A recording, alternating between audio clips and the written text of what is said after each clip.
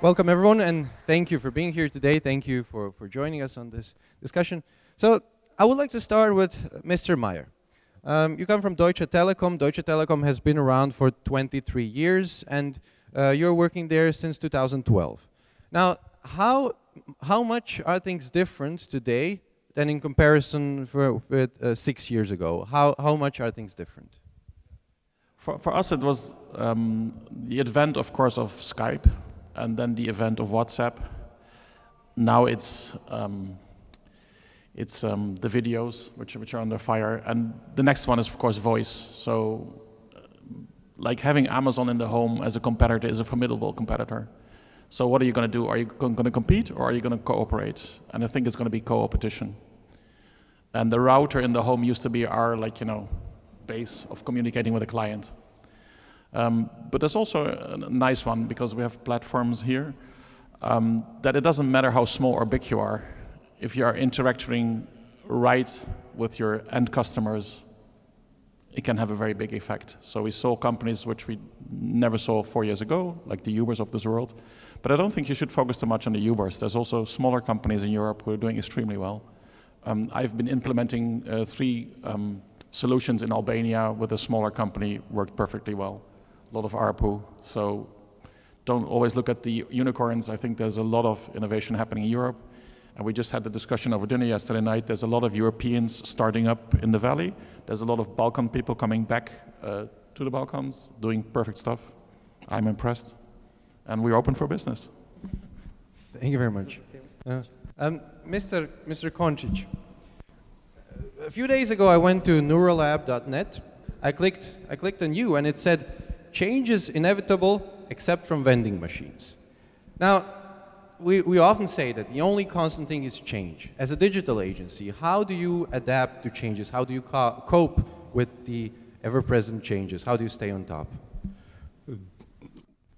Well, the biggest thing about the agency is that we need to push change.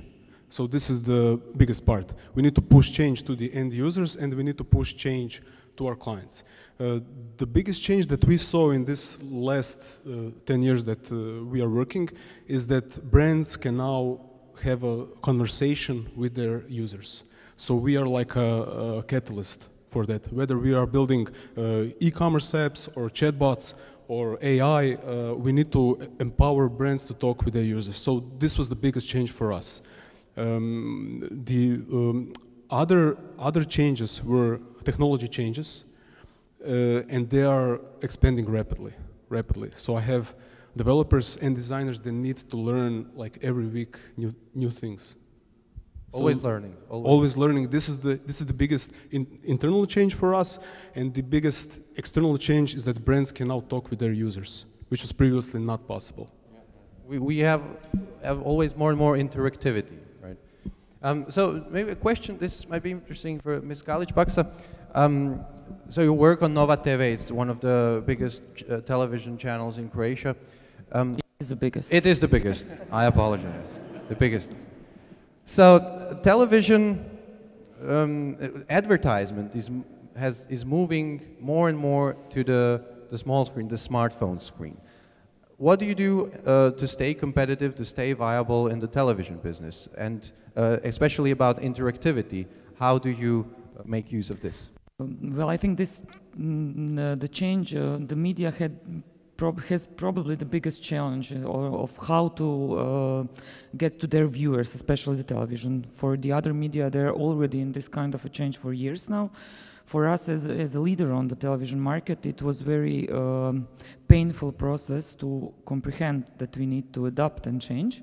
We are still bringing really the best results on the TV, but from our experience, and we like to say that we are a multimedia company since we are the owners also of different portals and different digital channels. So I would say integrated approach. We are producing, we became producers of the content. It doesn't matter what's the channel.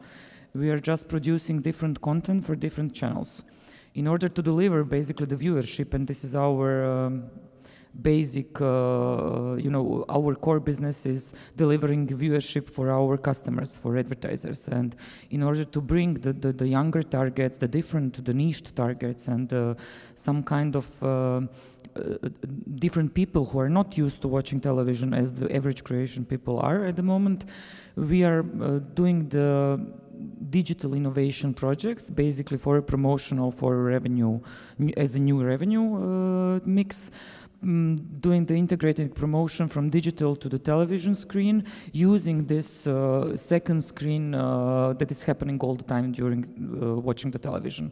Still in Croatia, there is a really 6 hours and 20 minutes, I think, the average time of watching the television of the average Croatian. So we are still, I would say at least 5 years on the safe side.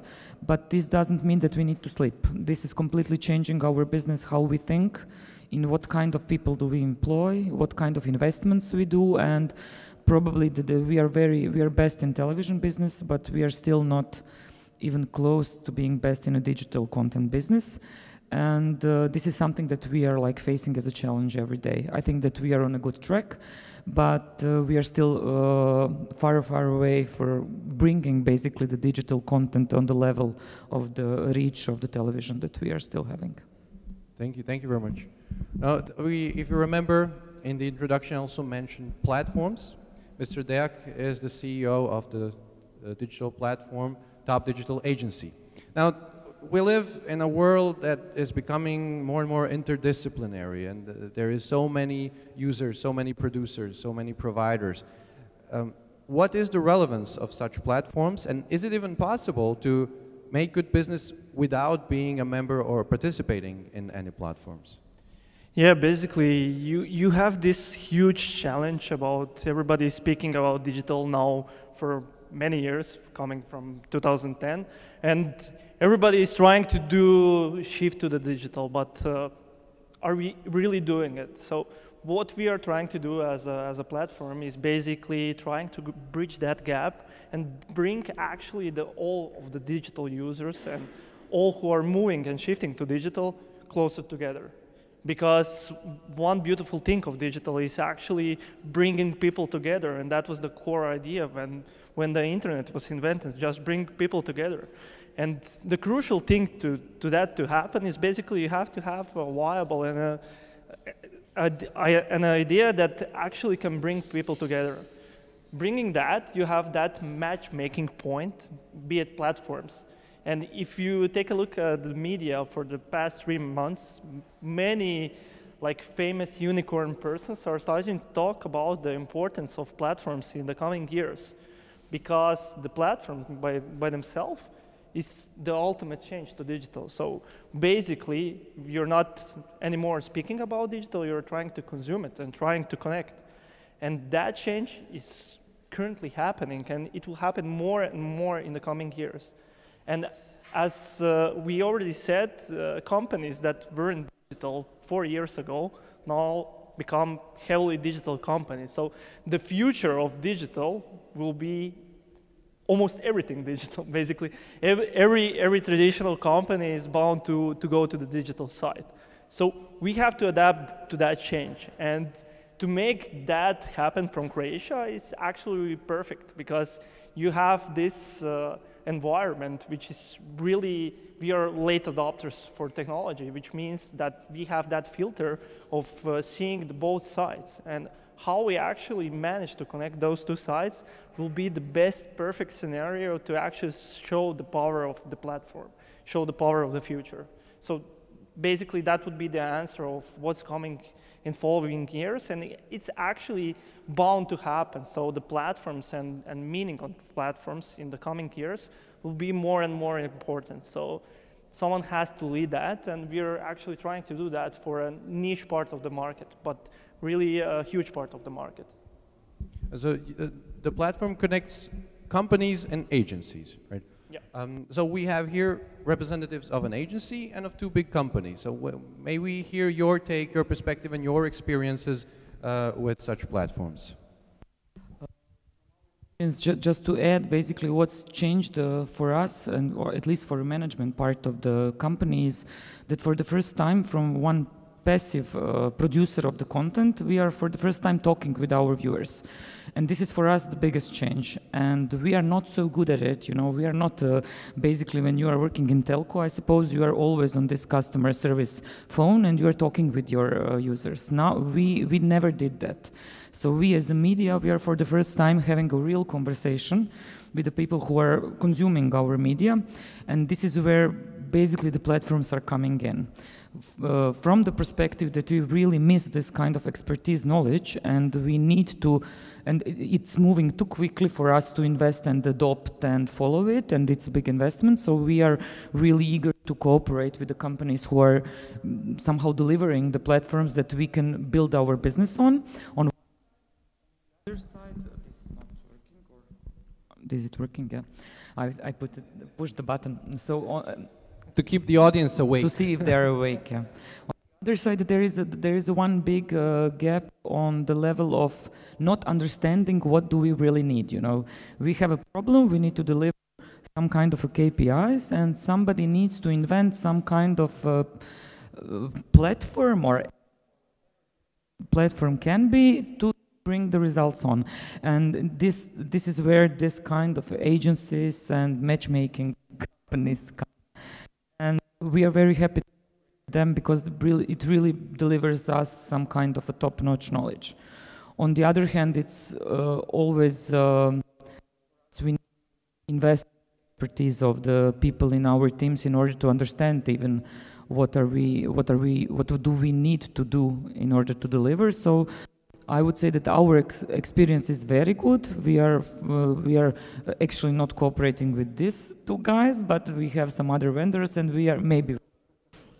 But we are doing quite a good and successful job at the moment with that. It brought our viewership of the young, and somehow it gave us the opportunity to also be the relevant player on some other platforms, as we never did that before. We are one of the biggest Facebook community at the moment, although I know the Facebook is maybe for older, 35 plus if that's old.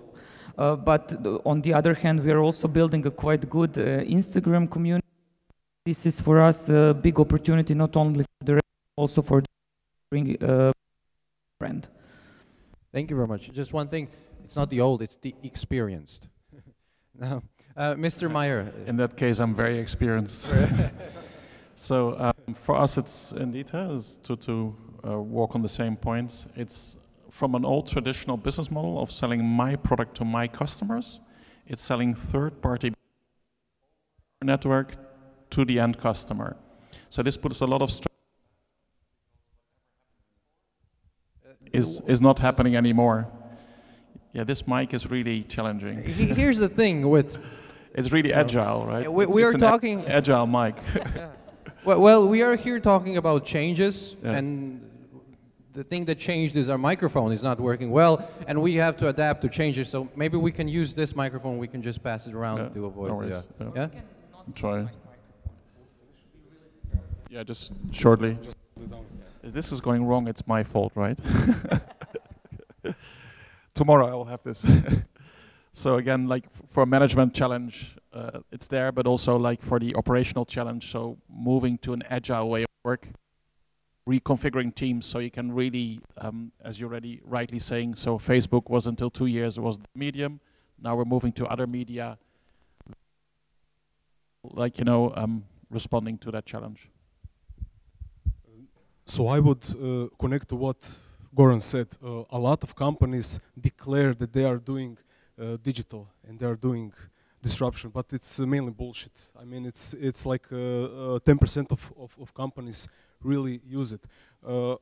I can tell you about one pattern. So big corp opens up a Facebook page, opens up an Instagram account, has some e-commerce that has some kind of PayPal payment, and that's it. For some large companies, even this is a challenge.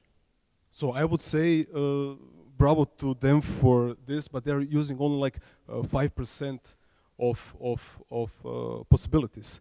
The thing is that we, as an agency, when we are talking with the client, we have really thick walls of talking, because we are mostly talking with directors of marketing, and they also want to push things around, but they cannot do anything without a CEO or CFO or CTO. So for us, this is the biggest challenge, because middle management wants to improve their own company and their own digital aspect of their business, but they cannot do it. So the main answer is that we need to educate them. So this is the only thing. It's kind of a pain, because we have limited amount of time, money, and also clients have also limited amount of time and money. And so it's easier for them just to open up a Facebook page, Instagram account, Twitter account, and then left it unmonitored. So this is something that has happened. The thing is that agencies are doing two things wrong. First, they are selling every technology to every client, which is basically wrong. So you cannot sell a chatbot to an e-commerce store that has multiple thousands of products. The chatbot will just go berserk. You cannot sell blockchain, which is basically a distributed database, to some company that does not need it or cannot use it. You cannot sell machine learning bot or machine learning analysis to some company that does not have the data. So agencies are selling everything to everybody. This is the first mistake. And the second mistake is that agencies love buzzwords. Agencies love to talk about deep learning, bots, everything, and they tend to impress clients with this, but this is also bullshit, and this is bullshit coming from the agency side. The thing is that when you're selling something and when you're doing a solution for a client, you need to be in their shoes. So when we talk with companies about e-commerce, e-commerce is just a tool to make efficient sales, to make better sales for their product, to have better customer experience. Chatbots also. Machine learning can improve your analysis, but business needs to know what kind of information do they need. So this is the biggest pain point for us. So the second thing that agencies are doing it wrong is they are selling buzzwords. They are selling their own tools, like WordPress, WooCommerce, anything like that. And they are not selling the business side of it. They are not telling the customer, okay, if you have a bot, this bot will decrease your cost for community managers by 10%, 15%, or something like that. Agencies are not doing that. And the reason for that is that basically they don't have the knowledge. If you go into machine learning or blockchain, these are complex topics. So you cannot educate yourself like half a year and know something about blockchain. This is impossible. So first, agencies need to educate themselves, and this cycle should be like 2 years, 3 years, something like that, to build this kind of competency and then start to offer this solution to the client. Thank you very much. Hope you're making notes, agencies. Let's talk about disruption. So when we talk about the internet, which is creating more and more, technology is always more accessible, and small businesses are having it easier in the present day than they had a long time ago. Now, it is known that small businesses are more flexible than the big companies. So may I hear also your opinion on the big companies? How do you in your companies tackle the disruptors, and how do you stay on top where you are? I surely don't want to tackle the disruptors, so because the disruptors are the other big companies, so not too much problem with that one. What we really look into is working with smaller entities who bring innovation to us. So we have an incubator, we have a $500 million venture fund. Why? Because we need to get up on that same level of playing field. And it's like the elephant and the bird. So the bird is helping the elephant and the other way is around. But doing this, there's a huge difference between good and excellent people. Excellent people know what to do by themselves. Good people will do what they need to do very good. But the excellent will, like, you know, excel in what they do. So what you need to do is pick a little team, put it outside of the large company, and manage the interfaces with the large company. Explanation. When we started mobile operator billing, we did a revenue share. Now, revenue share was new to the mobile operator billing model. So if I go to finance, I get no. If I go to HR because I want to implement it in, like, you know, in a new team, no. If I go to IT, I want 6 weeks, no, we have a roadmap for a year. So it was all no. Going back to the drawing table, we then went to the interfaces, which is HR, IT, what have you, finance, controlling, and we said, what needs to happen for you that I can do this?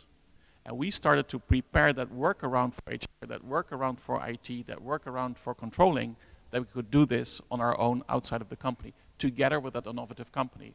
Because remember, if you start to work with the big competitors, they're on a cycle time, or with the smaller companies. Because the last thing you want to do is buy a very innovative company and then kill it, right? Because those people will run out faster the door than you can pay their salaries, because they will be gone. And that's not the purpose of what we try to do here. Same with the machine learning. We needed to get a notch higher on this one, because the competition, the Google, the Facebooks, and all the platforms were doing it, and we weren't doing it yet. And getting the teams up to speed was meaning that we need to hire these external people inside of the normal big, large corporate. So we needed to think about other, like, remuneration, other, like, benefits. And then it turned out that salary wasn't the most important part when we did the interviews with the headhunter. Having said that, we also peer these people with people inside of the company who've done the basics. And then it's all about the tacit information, which is in German, I don't know how you can translate this as Fingerspitzengefühl, which means I jump somewhere in and it gets hot and I know what to do. So it's like the Sherpa climbing the mountain. Because I'm the expedition leader, I don't have a clue how the mountain looks like, but my Sherpa's been there 10 times and they can rope the mountain. That means they will, like, prepare everything when the big thing is going to happen. And that's, like, the new analogy for, like, being an agile organization. So really learning from them, but you can't expect the elephant to start running immediately. So you need to have little teams which move up, and then when the territory looks good, then we'll move in the larger teams. I like to see myself as some kind of a change manager, because in every company I worked, I somehow came and changed the processes, and I'm trying to find the visionary teams, the people who are thinking out of the box. It somehow sounds maybe romantic and lame, but this is the only way how we can bring some added value to companies. From my experience, the new generations who are really thinking differently than the senior management are bringing lots of value, but also bringing lots of unneeded stuff, to put it politely. So having some understanding from the senior manager who are understanding the business models and because basically we are all there earning some money, and this is the why we exist at all. So if you have this kind of things on mind with this young energy and the visions and completely different thinking about the topics, I think that you can deliver the results. From the perspective of the Nova TV and the projects that we are doing, I would say yes. We also adopted in a way that we formed, at least from my department is like counting around 70 people, and every department is really different from the expertise they need, and we formed some small teams of experts, of the people who are asking themselves every day, can we do something better, quicker, more efficient, more quality. Being a leader is probably, from your perspective also, you cannot be comfortable in this position. You need to ask yourself, because competition is always doing something and you cannot sleep. So we are thinking about new models, how to do that. And for example, in the team of the production graphics, they are like trying to implement really the best technology in everyday program. And this is how we educate themselves. If you watch our news, you can see that, for example, you already read on the portal what happened with some kind of hot topic that you are covering, and if you are not waiting the news at 7:15, in order for us to deliver the viewership, we need to deliver basically some kind of added value, and we need to deliver more info, more explanations, more analytics, and we are doing that using the platforms and the technology. And in order to do that, we need to every day ask ourselves also, can we do it in a different way, in a better way, in order to give our customers some kind of added value. And this is, at the end, the difference between average, good, and really excellent providers of any service, from my personal perspective. And you need to develop your team in this way. You need to ask them every day, is there some kind of possibility, okay, we can enjoy ourselves, we can have a really good time, but is there a possibility that we could do this better next time? It's painful, but it's our job to do that. Thank you. Now, Mr. Deak, are platforms a kind of disruption? And can we implement this platform thinking, this way of structuring into other kinds of businesses and disrupt? Thanks. I mean, I really don't like the word disruption so much. If you know my guys, they will probably say that they don't like it either, because to disrupt means to break something, and if something is working and needs to evolve, that's not actually disruption, that's evolution. Yeah, and that's the biggest difference. As Croatia said, everybody likes new buzzwords and speaking about blockchain. We were at the conference 1 month ago, and everybody was speaking about blockchain, and probably 80% of the people didn't know what blockchain even means, and they were promoting blockchain. So speaking about new words and new buzzwords, even disruption is cool to hear, but what's really behind it? So if we are talking about platforms and how they actually help you do day-to-day stuff, being small or big is basically the dynamics of things. So you want to be, first thing you want to be, if you take a look what's currently happening, you had Facebook and Cambridge Analytica situation, everybody knows about that probably. So you want to be transparent, you want to be unbiased. So how to achieve that? So platforms have to be quality first. Quality first is something that will achieve people's trust and basically attract end businesses and agencies and everybody who is interested in transparent work.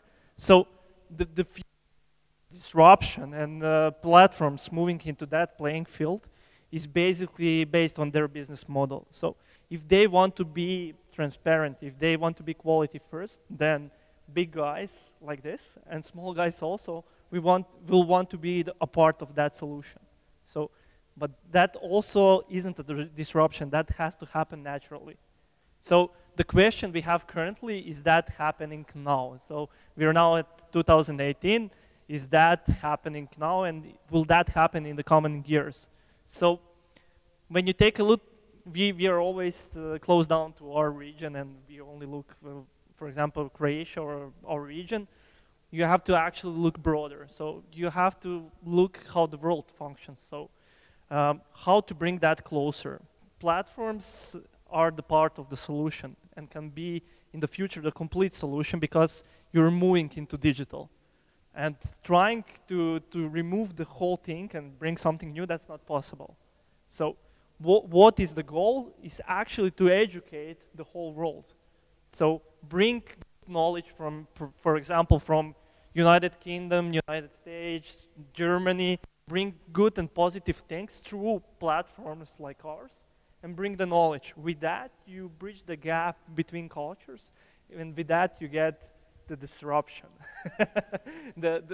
Yeah, or a better word, it's evolution. So basically, our mission should be, my mission as a platform guy and Croatia's mission as agency, and also the mission of big company, should be bridging that gap in the future. And platforms are the tools basically which will achieve that. So that's my idea of bridging that gap. It's not disruption, it's evolution of things.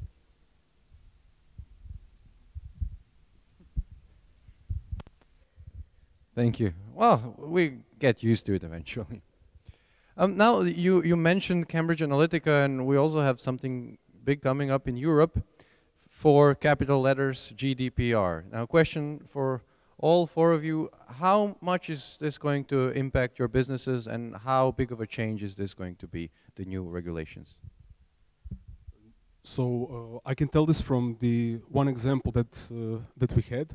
We built one e-commerce shop for Croatian market, and the agency that oversees the terms of service and the privacy policy and all of the purchasing guidelines connected to this client and said that they need to come to an audit to Croatian agency, and they had 8 days to change their terms of service and privacy policy. This was a couple of weeks before. So I think this process will stay the same. If some e-commerce owner, or if some Nova TV portal, or Deutsche Telekom portal in Croatia does not adhere to the GDPR policies, the agency will probably have some guidelines or rules that will have some leeway, and it will allow the client to change their current terms of service and privacy policies and not giving them a penalty. I think this will be the case for the next 1 year.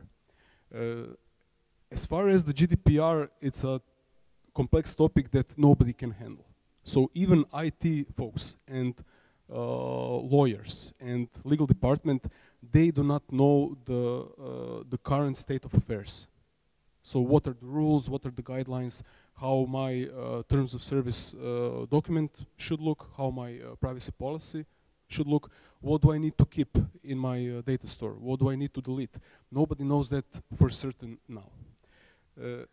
This will probably evolve during next 1 or 2 years into more robust document or guidelines. So we as an agency and the end client like Nova TV will probably know what to do about GDPR. I believe in this time, during 1 or 2 years, there will not be any penalties like penalties or I don't know, any other sorts of penalties. But after that, I think the EU will use GDPR mostly for the larger companies' penalties. This is my opinion. No. So we are in Germany, so we have very, very strict privacy rules, so number 1. Number 2, I think it's a very good sanity check, because there's a lot been happening, there's a lot of innovation going on. That has positive or negative sides, and you only know that when you're doing it. So we have complete audit teams. We of course have a machine learning group. In that machine learning group there's a complete audit team. We have also a large demand from the market to supply anonymous IDs, which means a customer can choose if they want to go public or not public, which means that if you sell a good to a company, we can fit the bill and you pay us back. So this is a very interesting scenario, again, a business opportunity. And this is not like, you know, easy understandable, but really well perceived by the people who need it, right? Also, I'm looking forward to doing this because, as just mentioned, Cambridge Analytica, Facebook, we don't seem to have a large European platform. So we have large American platforms, we have large Chinese platforms, whereas Europe. So maybe that's a point to think about.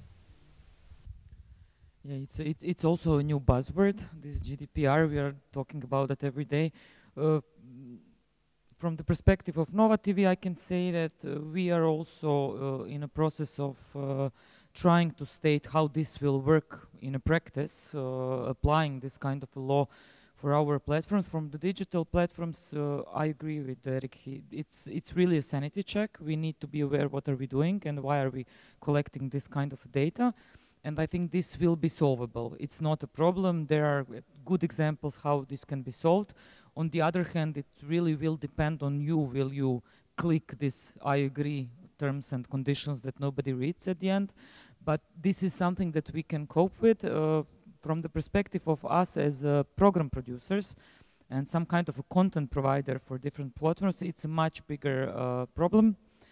For example, you know, if you are now shooting me, for I don't know, main news, I will need to give a real strict statement to the camera that this is the video you can use for this kind of a purpose, and we as media house will be we will need to keep this kind of data for 7 years.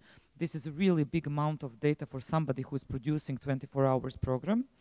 On the other hand, this is for what's our biggest concern is basically that this could be the end of investigating journalism, and this is a challenge because there are lots of things that we shoot and we come to across as a media from the perspective of, you know, bringing it to the public knowledge, and it means basically if you are somehow trying to understand the rules, that if we shoot you something, doing something that you don't want to be publicly put it on the screen, and you don't give a consent to do that, we will not be by the law obliged, we cannot put it on our news.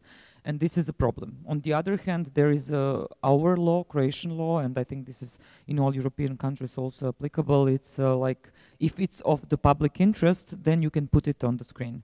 Yes, but you know, who will be this kind of court for the public interest. So for us, this is a really hard question at the moment. We are trying to talk about it quite bluntly with our with the lawmakers and with our government. I hope that we will find some kind of solution. Otherwise, it will be very it will be pity that we stay out of the Provjereno and the formats that are from our perspective really delivering some kind of value for the people who are watching television.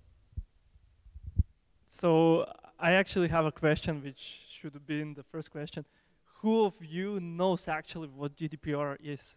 Does everybody know what GDPR is? Can you raise your hands? Okay, cool. Most of you know.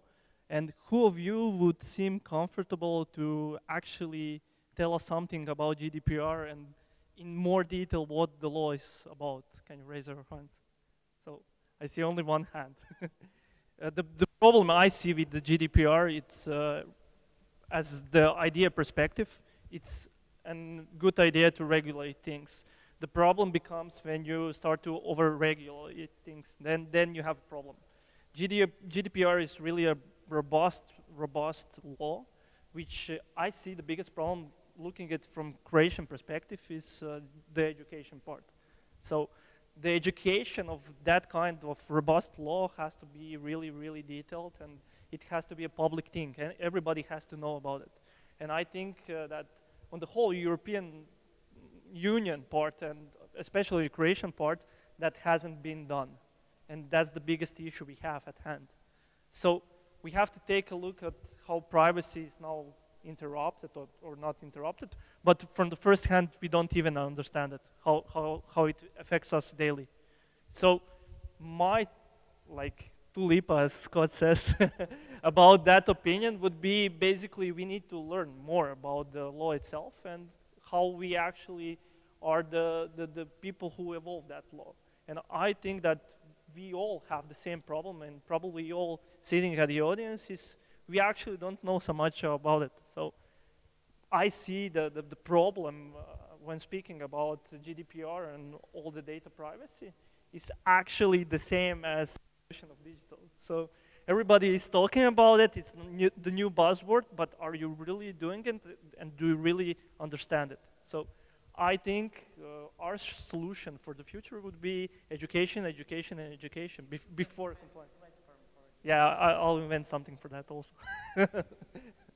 Yeah, but I don't see, I don't know what you other guys think about it, but I feel that GDPR as an idea is a good idea, but the distribution of the law is really obstructive for us. And as Eric said, my opinion on that is we don't have large companies, large data companies, or companies at all, which are the unicorns of the world, basically because we have too much governance over things, and we don't have the freedom to grow to that side, and basically to grow that fast.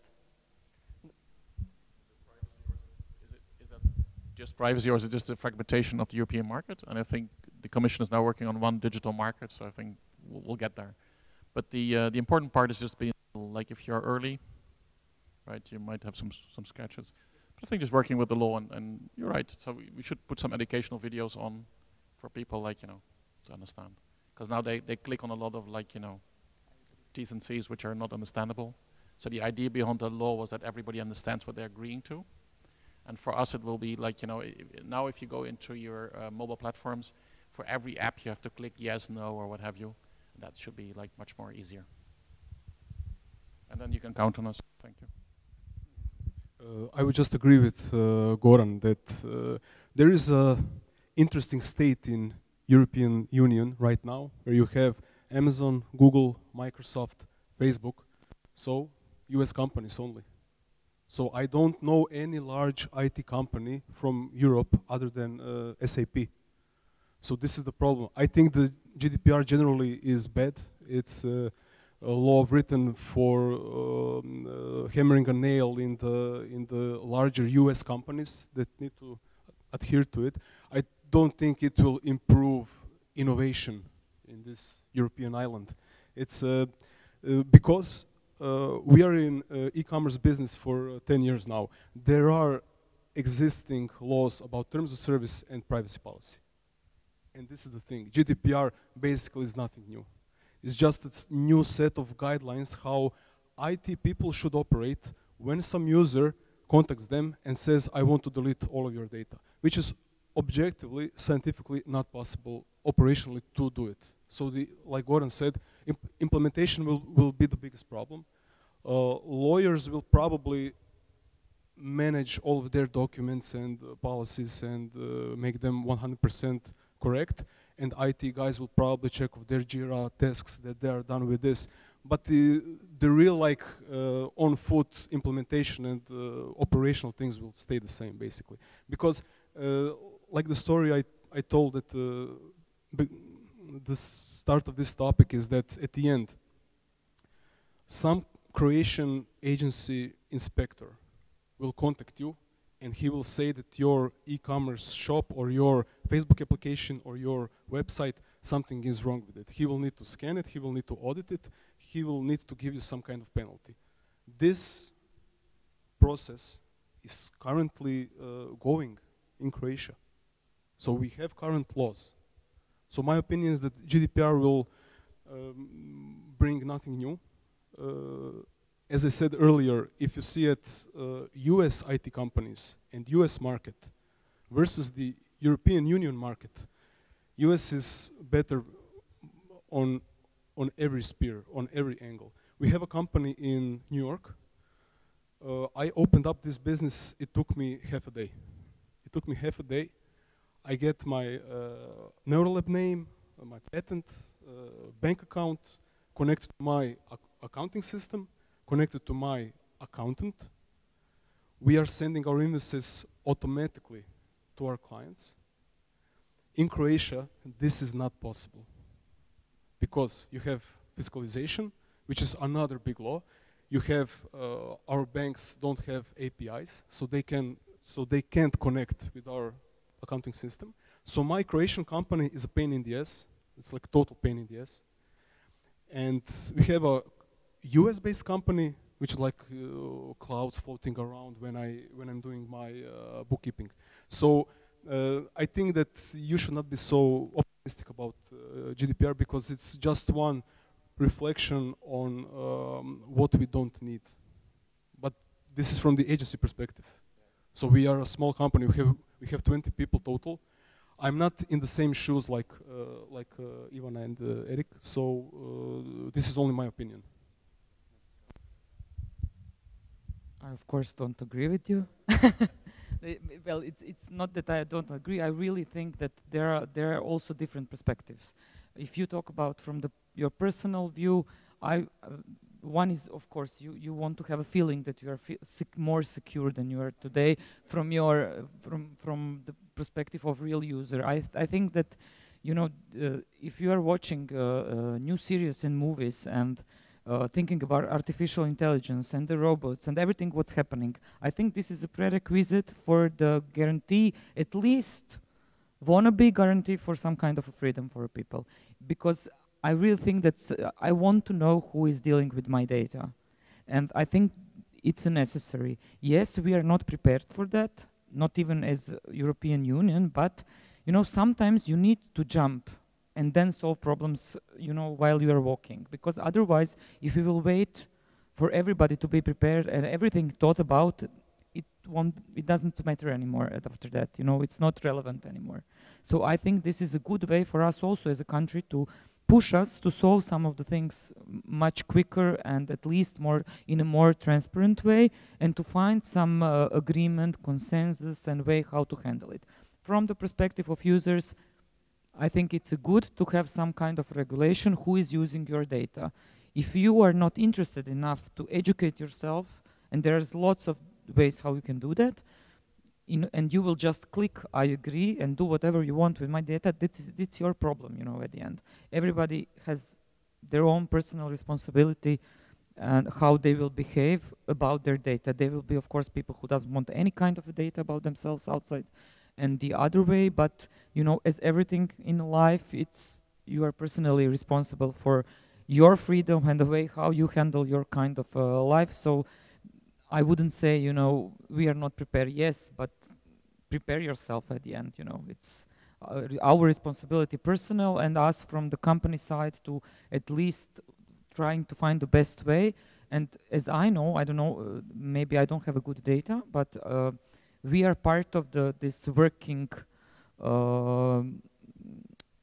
I don't know, group from the government side, and we are the ones also as a media, and there are lots of other representatives from the other industries who are now in the position to give the feedback how this law will be applied in their businesses. So you really now have the opportunity to be part of creating this process, how this GDPR will be applied on your business. So, you know, if you are not doing it now, there is no way how you can influence on that a year ago when everything will be done. So, you know, we should be also aware that we are also trying to find the way how this will work at the end. The law is law, but how this will work, it will depend upon us. And to talk about the wider argument, I don't know if you've seen my speech last year on the LEAP conference. I profoundly excused myself for being my generation, because what we did is we just like had this digital freedom and we created a few billionaires, East and West.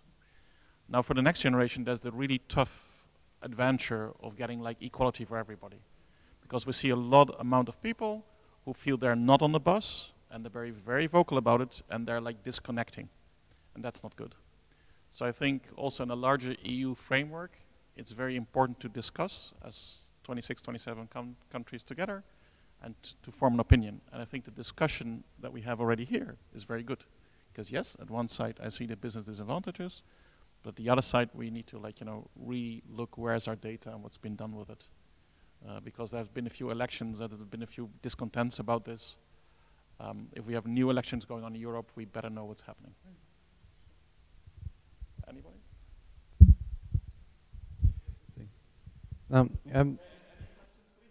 Yeah, we have some time for questions, so I will pass the microphone. Thanks very much. Everybody hear me? This guy. Michael Glazer, SEE Regional Advisors. We do work in the area of GDPR, and just to give some credentials, I used to be a lawyer and I used to be a programmer. And one thing, I think it's a good law. It's a necessary law. We see that from Cambridge Analytica, we see that from Facebook. It's also a work in progress, and we see that regarding investigative reporting. But I think it's going to be very important how it's actually implemented. I think there will be an attempt to be light touch in the first year or so, but I don't think that attempt will succeed, because somewhere there will be a data breach, and those people will have to be punished severely. Also, companies based in Germany and foreign companies generally will take a more serious view than Croatian companies take. So I think we really, really, really need to address it here, and we need to address it rapidly. Now, to a certain extent, that's talking my book, because that's what we do. We help people with the legal aspects of it. But I think to minimize its importance, to minimize the impact on Croatia, even in the short term, is short-sighted. So I think as a top brand, we have a responsibility, and we want to, like, you know, live up to that responsibility. I just want to say that it is yet to be seen it is a good law or not. I think nobody can say right now 100% that something is good or bad if it's not yet implemented. My view was from IT perspective, implementation perspective, operational perspective, and I think most importantly, from the laws that we currently have right now here. We have experience with inspectors that are inspecting applications, e-commerce, chatbots applications. So currently we have laws. We have laws that govern privacy. We have laws currently that are governing terms of service. They're probably not perfect. Like, nobody law is perfect. But to agree with you, there will be some positive changes probably, yeah. But this is yet to be seen. Yet to be seen. This is the most important sentence, because right now, Europe currently does not have a big IT company. This is a fact. We have a few more minutes, so let me ask this as a final question for each one of you, generally about marketing. We are seeing, of course, a lot of changes. Marketing has changed. The way we consume marketing, the way we consume advertisement has changed a lot. The consumers have much more, are empowered. They have more choice of what they're going to see, what they're not going to see. Their attitudes are changing. So from your perspectives, what is the future of marketing? And if I may ask us this way, what is your secret to success in each of your companies to be where you are? A tough one. I would say that we are in a good period. I think all of the companies, whether you're an agency, big company, small company, or a platform, you have massive opportunities. Like technology-wise and communication-wise and the platform-wise, we are tapping into 10% of what can be done.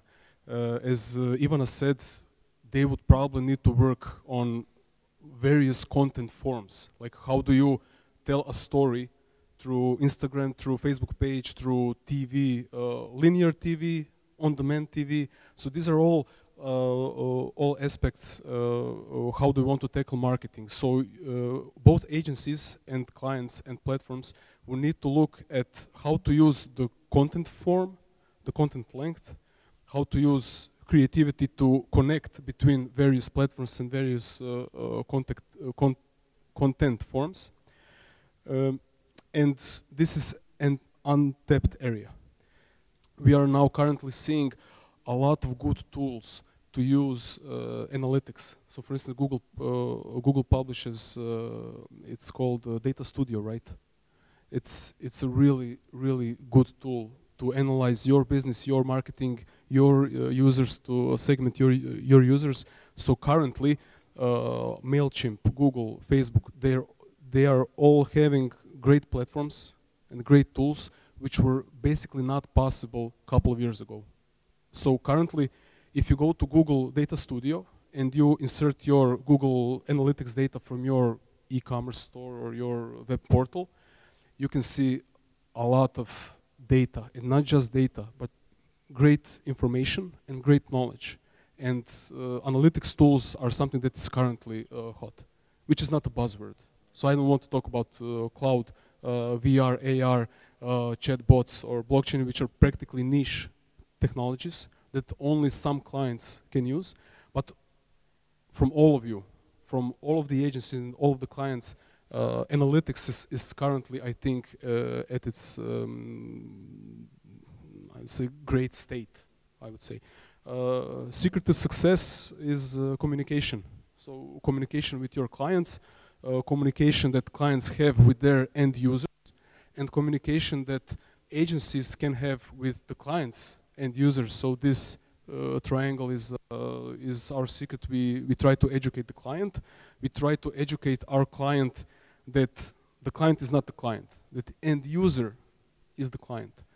So we are working a lot on educating clients about how they communicate their story to their end users through e-commerce apps or chatbots or web portals, because we are mainly a web company. And that's it, period. Yeah, no secrets here. I think you know that everybody has a mobile phone. We put that mobile phone in their hands. We're going away from traditional business models. We're going to partnering models. I've given an example of mobile ticketing. If you have other examples to do with your clients, as you just elaborated on, happy, we're open for business. Hello. Maybe just up from my perspective is that basically the media and this kind of businesses will in the future become more and more technology companies, and this is something that's happening at the moment. And we already became only content providers, and technology is our new, I would say, our new vision of development, because this is the only way how we can somehow follow and be the first whenever in order to do our core business. Secrets, I could talk like 5 hours about some secrets, so maybe I shouldn't start. I just think that any of us would maybe just maybe one thought that I'm somehow always eager to say, because I really believe in it. If each of us would at least spend 10% of their everyday job or personally and on our jobs, some percent of their time invest in some good stuff, from sharing experiences to doing some really stuff to improve the environment and the world that we live in, I think that we would live in much safer and better place. And this is something that it's somehow leading me through my career, and this is something that I try to implement in every job that I work on. And believe me, at the end it brings revenue and the success. So you just need to somehow reverse your thoughts about it's not the only goal to earn money. Sometimes you need to create value in order to earn money afterwards. So maybe just a change of a perspective for each of us every day, and some small things will bring some better things on the map in this world, because lots of things that are happening, GDPR also, as the thing is now that we are all talking about it, is one way how to handle some much more serious topics in the world and trying to regulate them, and it shouldn't be like that. Yeah, regarding the future of marketing, I think we already see this, everything is shifting to digital and moving to digital. I believe that we still haven't felt it really. We'll feel it in the next 10 years, and everything will truly become digital. And that's, from the marketing perspective, marketing will be practically everything you have to handle in your daily life, and that's still not something you have to do now. And from my mission perspective, and what I would share for my value, is try to see the glass always half full. So we Croatians are famous for like having bad thoughts and everything is bad, and yeah, pessimism. So everything is bad. The biggest things and changes in my life, and I went the whole path from a worker in the factory to a CEO of the company to trying to bring something new and innovative to the world, is the change in the mentality. When you start to see the positive things and just handle the negative things as a side effect, you really get on in the life. So be it as a CEO, be it as a company person, just try to see the positive side. And I think if we achieve that in Croatia and bring that mindset, we have a small, beautiful country. Take a look at this island. I mean, we have everything inside 7 hours each side. So basically, all we need is positive mindset, and great things will happen. Thank you. That's it.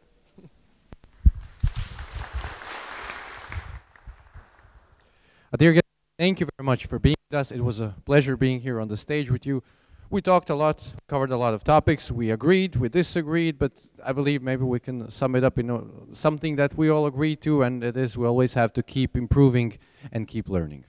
So, ladies and gentlemen, thank you also for being with us. Now we will have a lunch break, so if you hear your belly screaming, don't worry. Now it's time, and then we will meet back here afterwards for more talks. Thank you very much. One more big applause for our guests.